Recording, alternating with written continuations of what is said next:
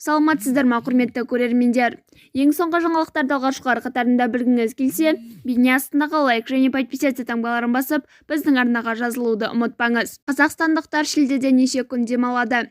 Үкімет Астана күніне байланысты қаулы қабылдады. Үкімет елорда күніне орай демалыс күнін ауыстыру туралы қаулы қабылдады, деп хабарлайды Халық үні тілшісі. Жұмыс уақытын ұтымды пайдалану мақсатында үкімет тиісті қаулы қабылдап, биылғы 1 шілде сенбідегі демалыс күнін 7 шілдеге жұма күніне ауыстырды. Осылайша 5 күндік жұмыс аптасында қазақстандықтар Астана күніне 6, 7, 8 және 9 шілдеде, яғни 4 күн қатарынан демалады. Сенбі 1 шілде жұмыс күні болады.